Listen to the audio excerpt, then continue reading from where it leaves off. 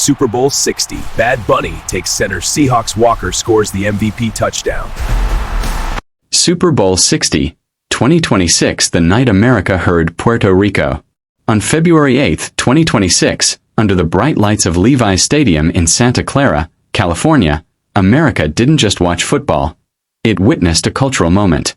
Super Bowl 60 was supposed to be about touchdowns, tactics, and trophies.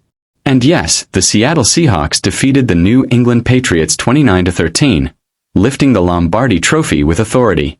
Kenneth Walker III ran through history and earned the Super Bowl MVP title. But long after the final whistle, one moment refused to fade. Halftime. For the first time in Super Bowl history, the world's biggest stage belonged to a Puerto Rican artist, Bad Bunny. Born Benito Antonio Martínez Ocasio, Bad Bunny walked into halftime not as a guest, not as a crossover experiment, but as the headline.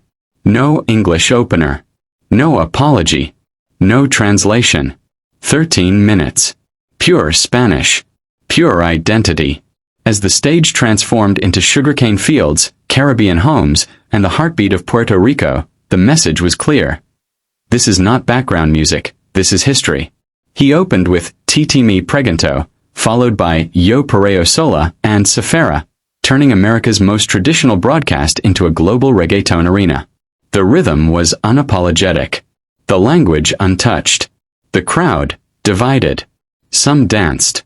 Some questioned. And many realized something uncomfortable. This wasn't made to explain itself.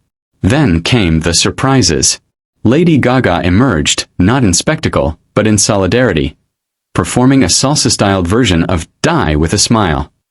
It wasn't about charts. It was about presence. About alliance. About saying, this stage is big enough for more than one story.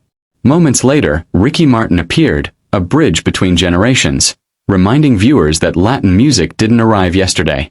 It has been knocking for decades. Actors like Pedro Pascal and Jessica Alba appeared, not as decoration, but as witnesses.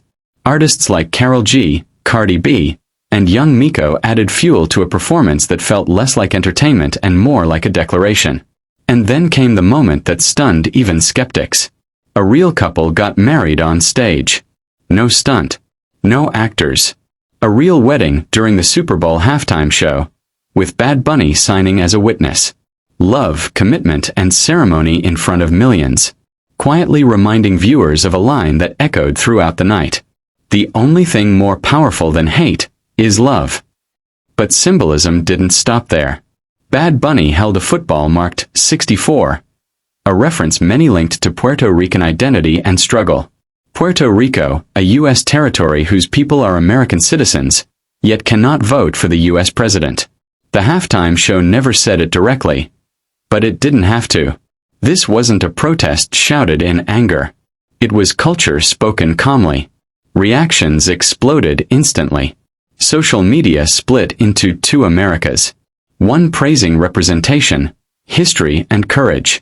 The other asking why the halftime show wasn't for them. And in that question the point revealed itself. Because Puerto Rico is America.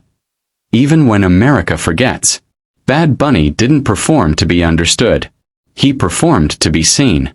Viewership numbers climbed into the hundreds of millions worldwide. Clips went viral. Debates ignited.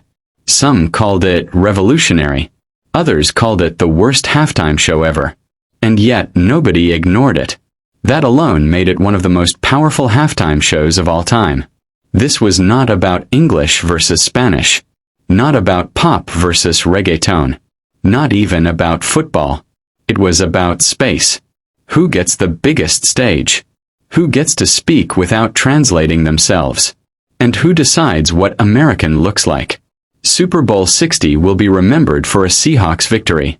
But history will remember it as the night Puerto Rico didn't ask for permission. Bad Bunny didn't just perform. He arrived.